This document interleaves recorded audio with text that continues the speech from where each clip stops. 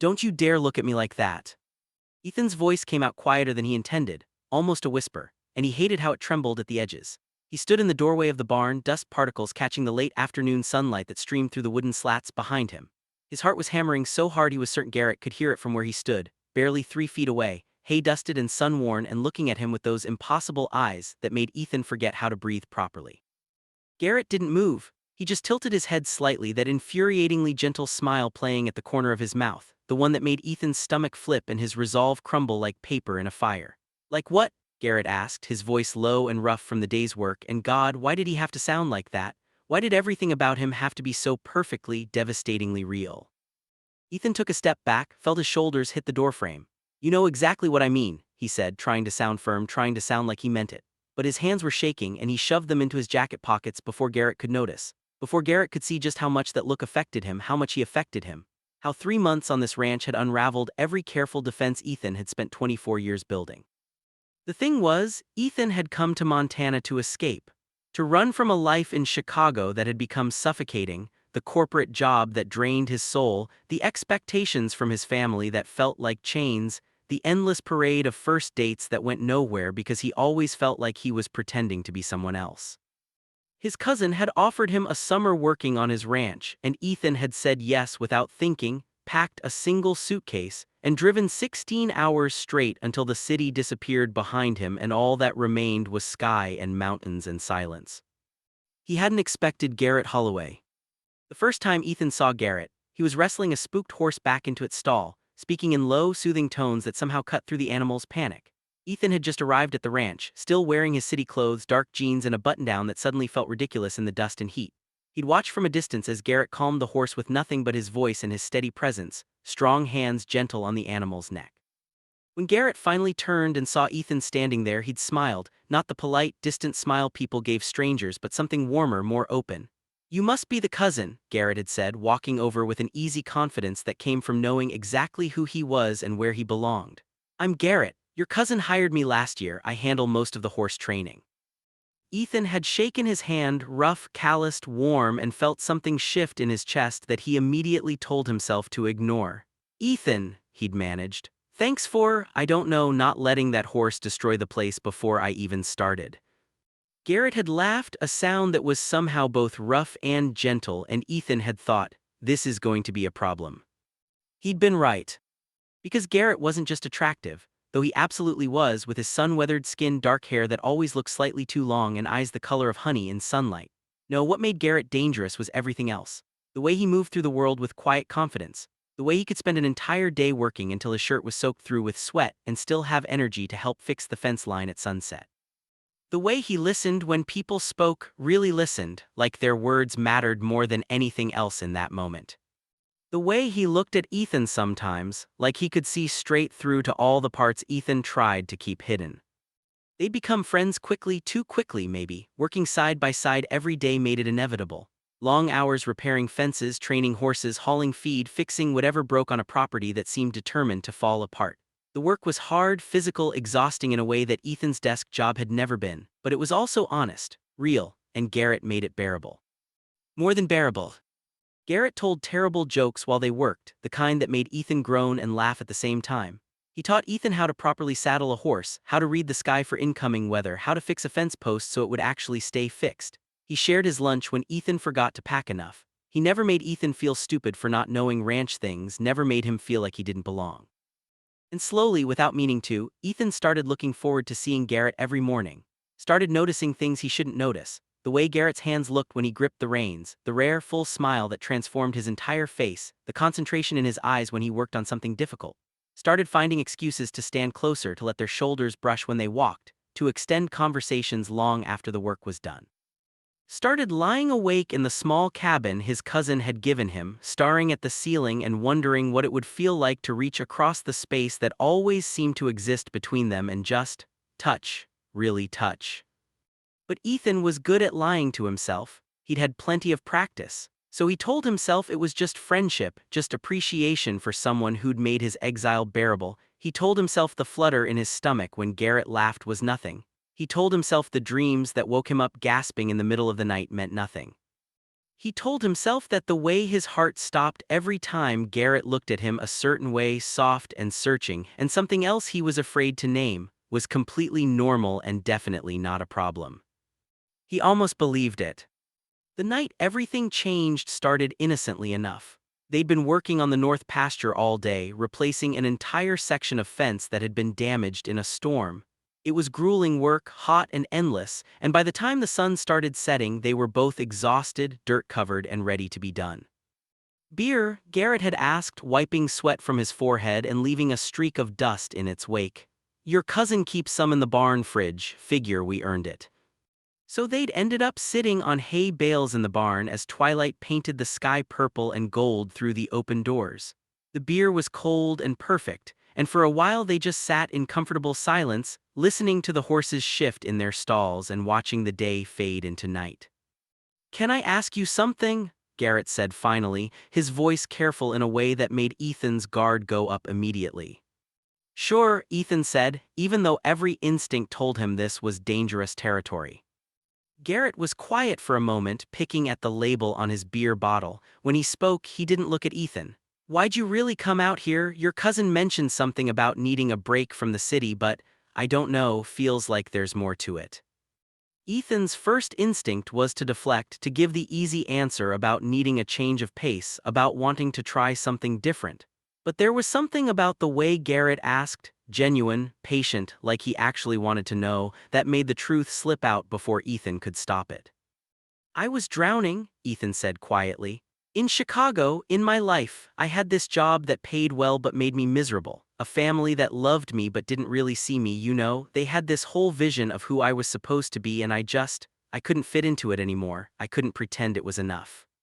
He paused, surprised at how much he'd said, how raw it sounded in the quiet barn. Garrett was watching him now, really watching, and Ethan couldn't read the expression on his face. "So you ran," Garrett said, not a judgment, just a statement. "Yeah," Ethan admitted, "I ran." Garrett nodded slowly, took a long drink of his beer. "I get that," he said. "Sometimes running is the bravest thing you can do." And then he looked at Ethan, really looked at him with an intensity that made the air feel thinner and Ethan's breath caught in his throat. Because there was something in Garrett's eyes, something soft and knowing and impossibly tender, that made Ethan's carefully constructed walls start to crack. "What?" Ethan asked, trying to keep his voice steady. Garrett's smile was small, almost sad. "Nothing, just, I'm glad you ended up here." After that night, something changed. Or maybe nothing changed, and that was the problem, because suddenly Ethan was hyper-aware of every moment they spent together, every casual touch that lingered a second too long. Every time their eyes met and held just past the point of comfortable.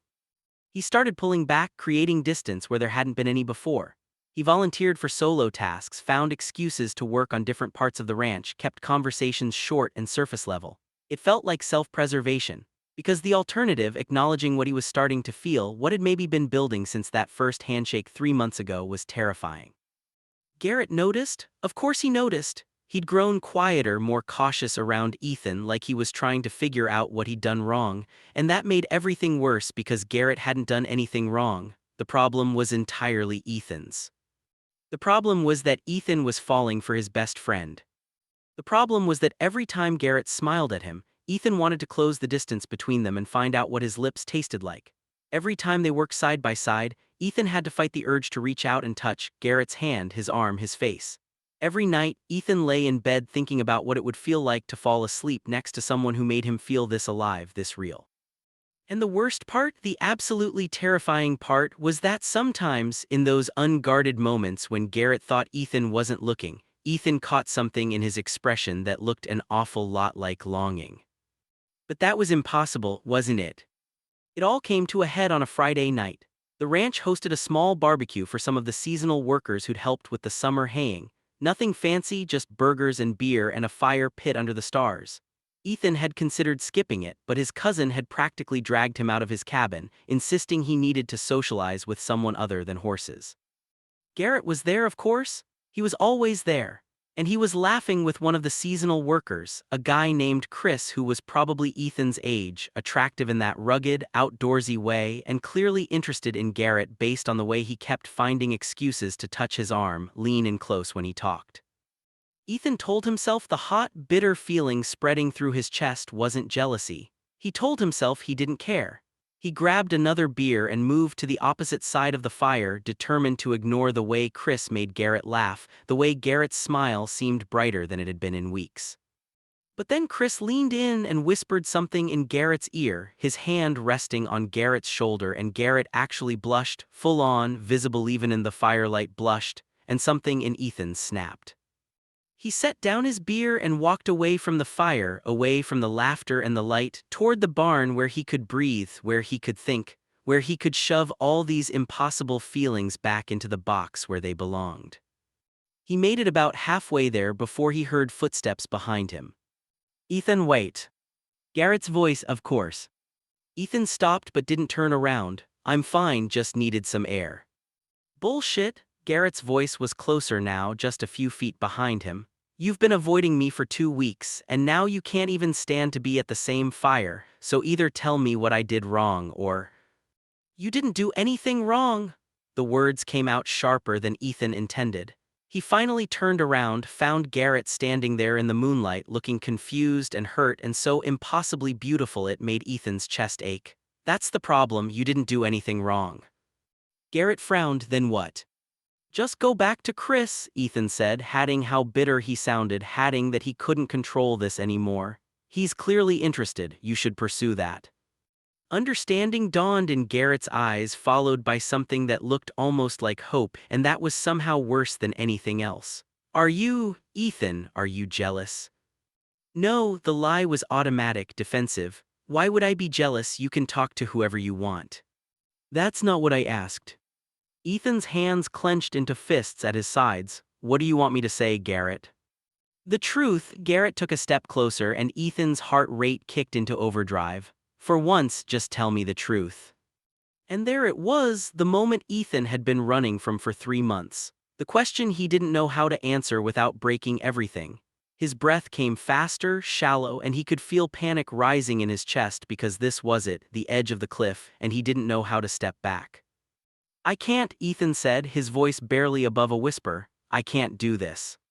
He turned to walk away, but Garrett caught his arm, gentle but firm, and the contact sent electricity racing through Ethan's entire body. "Don't run," Garrett said quietly. "Not from this, not from me." Ethan stood frozen, Garrett's hand still on his arm, warm and solid and real. Everything in him screamed to pull away, to protect himself, to keep pretending. But he was so tired. Tired of lying, tired of running, tired of pretending he didn't feel what he felt.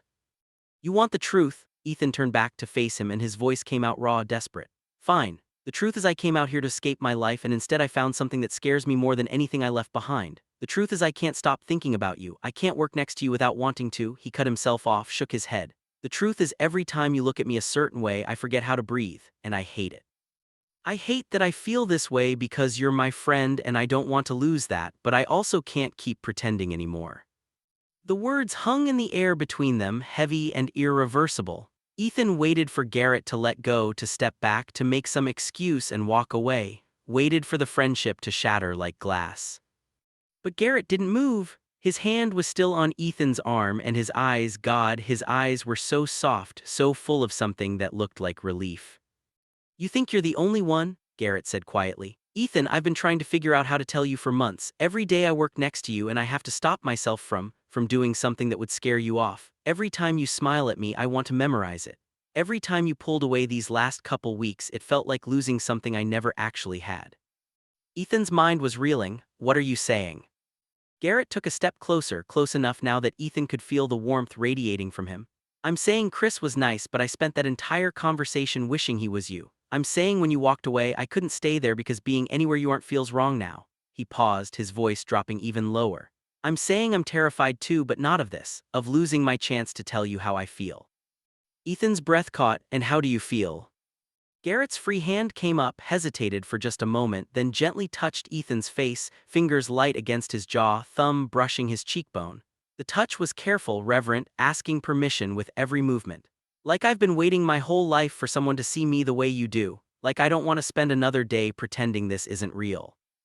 They stood like that for what felt like an eternity, Garrett's hand on Ethan's face, the space between them measured in heartbeats and held breath. The night air was cool, but Ethan felt like he was burning from the inside out. He could hear the distant sounds of laughter from the barbecue, could see the glow of the fire through the trees, but all of it felt like it belonged to a different world. A world that didn't include this moment, this truth, this terrifying and perfect thing happening between them. I don't know how to do this, Ethan whispered. His hand came up almost involuntarily, covering Garrett's where it still rested against his face. I've dated people, but I've never felt like this. Like if I get this wrong, I'll regret it for the rest of my life. Garrett's smile was small and understanding. Then we figure it out together, we don't have to rush, we don't have to have all the answers right now. What if we mess this up? What if we try and it ruins everything? What if we don't try and we spend the rest of our lives wondering what could have been? Garrett's thumb traced a gentle line along Ethan's jaw and Ethan shivered. That seems worse to me, missing this because we were too afraid to reach for it. Ethan closed his eyes, leaning into the touch, letting himself feel it fully for the first time. Garrett's hand was warm, slightly rough from work, and the tenderness in the gesture made Ethan's throat tight. When he opened his eyes again, Garrett was watching him with an expression so open, so vulnerable that Ethan felt something in his chest crack wide open. I'm still scared, Ethan admitted. Me too, Garrett said, then quieter, can I kiss you? The question hung between them, simple and enormous. Ethan's heart was pounding so hard he could feel it in his throat, in his fingertips, in every nerve ending that suddenly felt alive and electric. He thought about all the reasons to say no, the fear, the uncertainty, the very real possibility that this could change everything in ways he couldn't predict. But then he thought about Garrett's smile, about the way he'd felt these past 3 months, more alive, more himself than he'd been in years. He thought about what Garrett had said about running, about missing chances, about spending a life wondering. Yeah, Ethan breathed, please. Garrett leaned in slowly, giving Ethan every opportunity to change his mind, to pull away. But Ethan didn't want to pull away, not anymore, not from this. He tilted his face up, closing the final inches between them, and when their lips met, it felt like something inside him finally clicked into place. The kiss was gentle at first, tentative, exploratory, like they were learning a new language together. Garrett's lips were soft and warm, and he kissed like he did everything else, with focus, with care, like Ethan was something precious that deserved attention. Ethan's free hand found Garrett's shirt, fingers curling into the fabric, anchoring himself against the dizzying rush of sensation. When they finally pulled apart, they stayed close, foreheads touching, breathing the same air. Ethan could feel Garrett smiling against his lips. Okay, Garrett asked softly. Ethan laughed, the sound shaky but genuine. Yeah, more than okay. They didn't go back to the barbecue. Instead, they walked through the pastures under the vast Montana sky, staying close enough that their shoulders brushed with every step, occasionally reaching for each other's hand like they were testing the reality of this new thing between them. The moon was bright enough to see by, and the night was full of cricket song and the distant sounds of cattle settling in for the night. How long, Ethan asked eventually, how long have you known? Garrett was quiet for a moment, considering. Known, maybe 2 months, but I think I was falling before I realized what was happening. There was this day, you remember when that storm came through in June, we were in the barn waiting it out and you were talking about some book you'd read, getting all passionate about the story, your whole face lit up. And I looked at you and thought, oh, this is going to change everything. Ethan remembered that day, remembered feeling self-conscious about rambling, about taking up space with his words. He'd had no idea Garrett had been looking at him like that. Why didn't you say anything? Same reason you didn't, I'd guess, fear, not wanting to assume, not wanting to lose what we had. Garrett squeezed his hand. Plus, I wasn't sure if, you never really talked about your dating life, your preferences. I didn't want to make you uncomfortable if I was reading everything wrong. Ethan huffed a quiet laugh.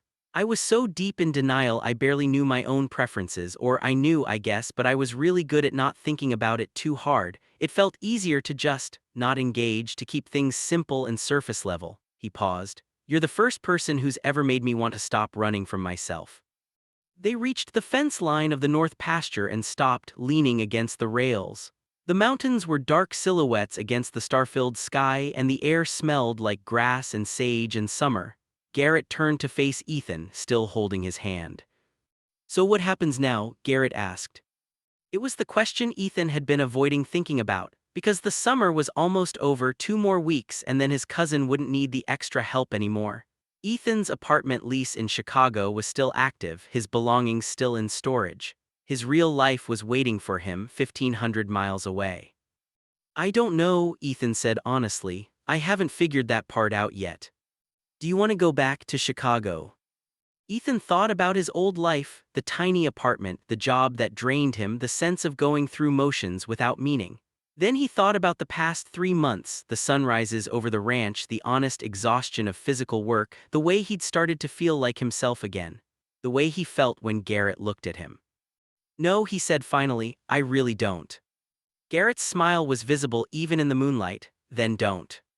It's not that simple. I have responsibilities, a lease, belongings. I know I'm not saying it's easy, I'm just saying. There are options. Your cousin mentioned wanting to expand the operation, maybe hire someone permanent to help with the horses, and I know the neighboring ranch is looking for help too. Garrett's thumb traced circles on the back of Ethan's hand. I'm not trying to pressure you, I just want you to know you don't have to go back to something that made you miserable, not if you don't want to. The next 2 weeks felt like existing in two different worlds simultaneously. There was the world where Ethan and Garrett were, something new, something fragile and precious. Where they stole moments together, early morning coffee before anyone else was awake, late evening walks after the work was done, conversations that stretched into the night and left them both exhausted and happy the next day. Where Garrett would touch the small of Ethan's back as they passed in the barn, and Ethan would find excuses to stand close enough to feel Garrett's warmth. But there was also the world of decisions and logistics. Ethan called his landlord in Chicago, negotiated another month on his lease while he figured things out. He had long phone calls with his parents that always ended with them asking when he was coming home, and Ethan not having a good answer. He updated his resume, searched for job postings in nearby towns, tried to figure out what a life in Montana would actually look like beyond the bubble of summer romance. And then there was his cousin, who'd been watching them with knowing eyes for weeks. You planning to stick around? Tom asked one afternoon while they were fixing a broken water line. He said it casually like it didn't matter, but his tone suggested otherwise. Ethan looked up from the pipe he was working on. Would you want me to? Tom shrugged. Garrett seems happier than I've seen him in a long time, and you seem like you actually want to be here, which is more than I can say for most of the help I hire. He paused. Plus, you're not terrible at this, you could be good at it with more practice. That's high praise coming from you, Ethan said dryly. I'm serious, you want a permanent position, I'll make it work. Pay won't be Chicago money, but it's honest work, and you'd have a place to stay. Tom gave him a meaningful look. Both of you would. The implication wasn't subtle, and Ethan felt his face heat. We're not, we're taking it slow, it's new. I've got eyes, Ethan, and I'm not blind. Tom's expression softened.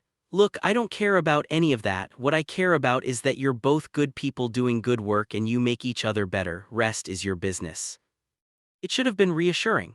Instead, it made everything feel more real, more permanent, more serious in a way that sent Ethan's anxiety spiraling. Because accepting Tom's offer meant making a choice. It meant committing to this life, this place, this thing with Garrett that was still so new and uncertain. It meant giving up the safety net of his old life, the option to retreat if things went wrong. That night, Ethan couldn't sleep. He lay in bed staring at the ceiling, thoughts churning. Around midnight, he gave up and went outside, sat on the porch steps of his cabin in just his sweatpants and t-shirt looking at the stars. He'd been there maybe 10 minutes when he heard footsteps on the gravel path. Couldn't sleep either? Garrett's voice came from the darkness, and then he was there, settling onto the step beside Ethan, close enough that their shoulders touched. Too much thinking, Ethan admitted. Want to share? Ethan was quiet for a long moment. I'm scared, he finally said, of making the wrong choice, of staying and having it not work out, of going back and spending the rest of my life regretting it, of letting you down, of letting myself down. Garrett didn't respond immediately. He just sat there, solid and warm beside Ethan, looking up at the same stars. When he spoke, his voice was gentle. You know what I think? I think you're so busy trying to predict every possible outcome that you're forgetting to pay attention to what you actually want, not what you think you should want or what would be practical. Or what would make everyone else happy. What do you want, Ethan? It should have been a simple question, but Ethan had spent so much of his life trying to be what other people needed, trying to fit into spaces that weren't shaped for him, that he'd lost track of his own desires somewhere along the way. I want to stay, he whispered, and saying it out loud felt like admitting to something dangerous and true. I want to wake up here every morning. I want to learn how to be good at this life. I want. He turned to look at Garrett, found him already watching with those patient, understanding eyes. I want to see where this goes with you, with us. Garrett's smile was soft and full of relief. Then stay. It's not that simple. Maybe it is. Garrett shifted closer and his hand found Ethan's in the darkness. Maybe we make it more complicated than it needs to be because we're afraid of wanting things that feel too good to be real. But Ethan, this is real. You're real, I'm real, what we feel is real. And yeah, it's scary, but isn't it scarier to walk away from something that makes you this happy? The call from his mother came 3 days before Ethan's lease was up. He was in the barn grooming one of the horses when his phone buzzed and he almost didn't answer. But it was the third time she'd called that week, so he wiped his hands on his jeans and picked up. Hi, Mom. Ethan, thank God, I was starting to worry you'd forgotten you have a family. Her tone was light, teasing, but there was an edge underneath. So, I wanted to talk about your return. Your father and I were thinking we could help you move back, maybe drive out and… Mom, I'm not sure I'm coming back. Silence on the other end. Then, what do you mean you're not sure? Your apartment, your job prospects, everything is here. What would you even do out there? Work on the ranch. Tom offered me a permanent position. A permanent position doing what? Manual labor. Ethan, you have a degree, you have. A degree that got me a job I hated, Ethan interrupted, more sharply than he intended. Mom, I was miserable in Chicago. You knew I was miserable. I just didn't know there was another option until I came out here. So this is about running away again, hiding from your problems. No, Ethan took a breath, steadied himself. This is about running toward something, toward a life that actually feels like mine, toward work that matters to me, toward… He paused, unsure how much to say. Toward what? His mother's voice was softer now, confused. Toward someone who makes me want to stop running, Ethan said quietly. Another long silence, then, Ethan, is there someone there? Yeah, he admitted, there is. And this person there, important to you? Very. He heard his mother take a breath, let it out slowly. Is this why you never seemed interested in the people we tried to set you up with? Why you always seemed like you were going through the motions? Ethan closed his eyes. Maybe, probably, I don't know, Mom. I didn't let myself think about it too hard. But yeah, I think I've been running from this part of myself for a long time, and I'm tired of running. Okay, his mother said finally. Okay, I need time to process this, Ethan, but I want you to be happy, you know that, right, whatever that looks like. It wasn't perfect acceptance, but it was something, a start. I know, Mom, thank you. After they hung up, Ethan stood in the barn for a long time, phone in hand, feeling like he'd just stepped over some invisible line. Garrett found him there 20 minutes later, still standing in the same spot. You okay? Garrett asked, concern clear in his voice. Ethan turned to him and something in his expression must have changed because Garrett's eyes widened slightly. I told my mom, Ethan said, about staying, about you, sort of. And she didn't throw a fit. She said she needs time but she wants me to be happy. Ethan crossed the distance between them, stopping just inches away. So I'm staying, I'm accepting Tom's offer, I'm canceling my lease and having my stuff shipped out here, I'm doing this. Garrett's smile was brilliant, full of relief and joy and something that looked a lot like love. Yeah.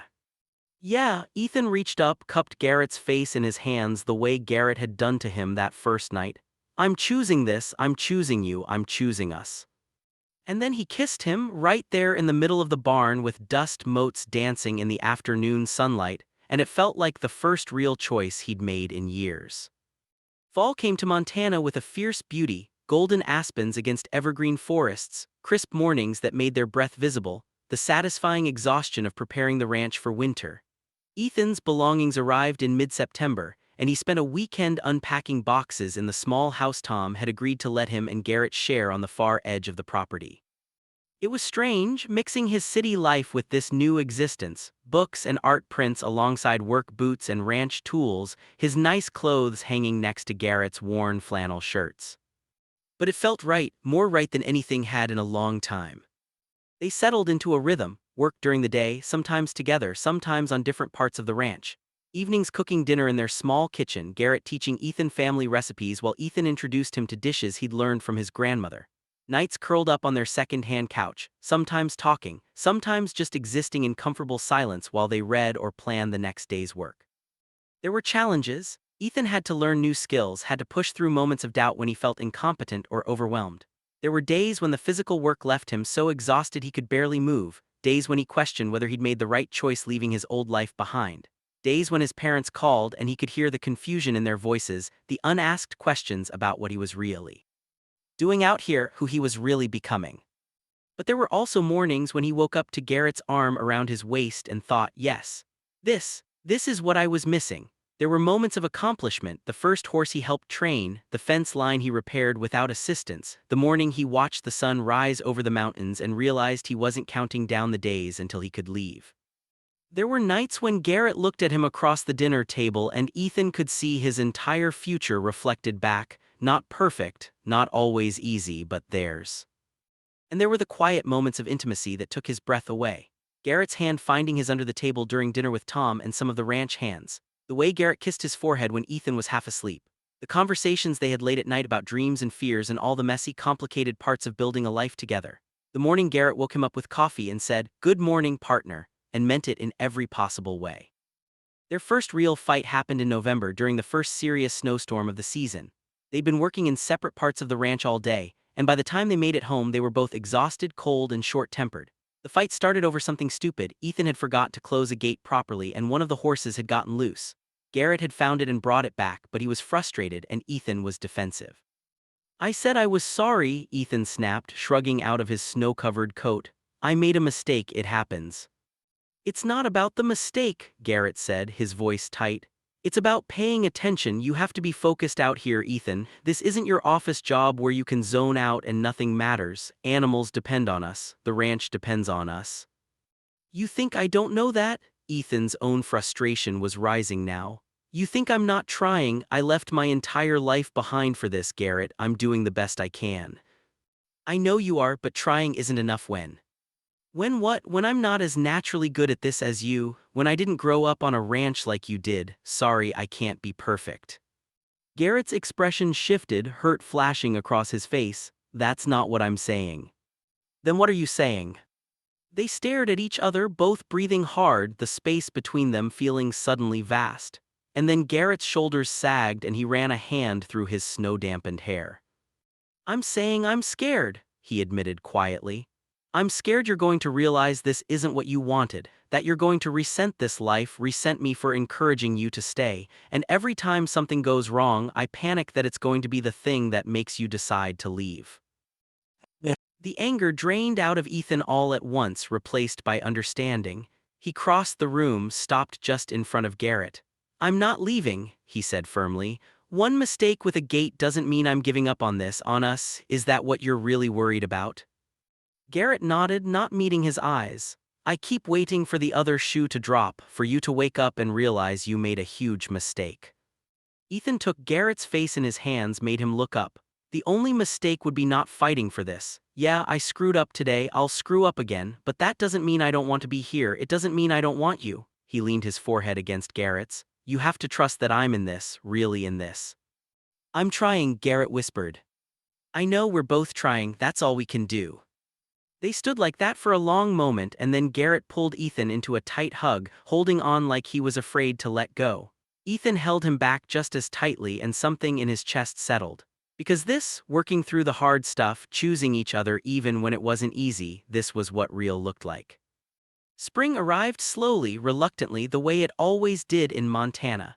The snow melted gradually, revealing the brown grass underneath that would soon turn green again. The days grew longer, warmer. The ranch came back to life, calving season, new foals, repairs to be made after winter's damage. Ethan's parents came to visit in April. It was his mother's idea, tentative and nervous in the way she'd presented it over the phone. "We want to see where you're living," she'd said. Meet Garrett." The visit was awkward at first. His parents clearly didn't know what to make of the ranch, of Ethan's new life, of Garrett. His father asked careful questions about the work, about finances, about long-term stability. His mother was quieter, watching everything with sharp eyes. But on the second day, something shifted. They were all in the barn. Garrett was showing Ethan's father one of the new foals while Ethan helped his mother navigate the muddy ground in her completely inappropriate shoes. She stopped suddenly, watching Garrett and her husband talk, watching the easy way Garrett moved around the animals, the patient way he explained things. "He's good for you," she said quietly. "I can see it, the way you look at him, the way you hold yourself differently here." Ethan followed her gaze. "Yeah, he is. And you're happy, really happy." Ethan thought about the past 7 months, the fear and the joy, the hard work and the quiet moments, the way he'd become someone he actually recognized in the mirror. "More than I've ever been." His mother nodded slowly, then reached over and squeezed his hand. "That's all I wanted to know." They left 2 days later, and while things weren't perfect, his father was still processing, still clearly uncertain about Ethan's choices. It was better. A start. That night, Ethan and Garrett sat on the porch of their house, watching the sunset paint the mountains gold and pink. Garrett's hand was warm in his, their shoulders touching, and Ethan felt something he'd been chasing his whole life without knowing it: peace. "Thank you," Ethan said quietly. Garrett glanced over. "For what?" "For seeing me, for making me believe I could have this, for not giving up when I was too scared to reach for it." Garrett's smile was soft. "You did the hard part. I just loved you enough to wait while you figured it out." It was the first time either of them had used that word, love, and it hung in the air between them, huge and true and terrifying. Ethan turned to face Garrett fully, heart pounding. "Say it again," Ethan whispered. Garrett's smile widened. "I love you." "I love you too." The words felt new in his mouth, but right, so incredibly right. "I should have said it sooner, I should have." "You said it when you were ready, that's all that matters." Ethan leaned in, kissed him soft and slow, tasting the promise of all the tomorrows they'd have together. When they pulled apart, Garrett was grinning. "So," Garrett said, a teasing note in his voice, "think you can finally admit I was right?" "About what?" "That day in the barn when you told me not to look at you that way. Turns out you're really glad I did." Ethan laughed, full and genuine. "Yeah, okay, you were right. I'm really glad you looked at me that way. And you're glad you stayed. Best decision I ever made." They sat together as the sun finished setting, as the stars began to appear in the darkening sky, as the world turned quiet around them. And Ethan thought about the man he'd been when he first arrived: lost, running, afraid to want anything too much because wanting meant risk, meant vulnerability, meant the possibility of getting hurt. But that man was gone now, replaced by someone braver. Someone who'd learned that the scariest thing wasn't taking the risk, it was living a life where you never took any risks at all. 1 year later, almost to the day, Ethan found himself back in the barn doorway. But this time, he wasn't trying to run. He was watching Garrett work with one of the new horses, patient and focused, speaking in those low, soothing tones that had first caught Ethan's attention all those months ago. And when Garrett finished and turned, finding Ethan watching him, he smiled, that same smile that had unraveled Ethan's defenses from the very beginning. "Hey," Garrett said, walking over, wiping his hands on his jeans. "Didn't hear you come in." "I like watching you work," Ethan admitted. "You get this look on your face, this intensity." Garrett stopped in front of him, tilted his head in that familiar way. "Don't you dare look at me like that," he said, echoing Ethan's words from a year ago, but his tone was playful now, fond. "Like what?" Ethan played along, smiling. "Like you want to kiss me in the middle of the barn where anyone could see." "Maybe I do." Ethan reached out, pulled Garrett closer by his belt loops. "Maybe I don't care who sees anymore." That's a significant change from the guy who couldn't even admit he had feelings. People change, especially when they have a good reason to. Garrett's arms came around Ethan's waist and they stood like that for a moment, dusty and work-worn and perfectly content. "Best year of my life," Garrett said quietly. "Mine too," Ethan kissed him, quick and sweet. "Here's to many more." "Many more," Garrett agreed. And as they walked out of the barn together, hands linked, toward the house they'd made into a home, Ethan looked back once, at the doorway where everything had started, where he'd stood terrified and on the edge of running. He was glad he hadn't run, he was glad he'd stayed. He was glad for every moment, the scared ones, the brave ones, the messy ones, the beautiful ones. He was glad for the way Garrett had looked at him that day, and every day since. The end.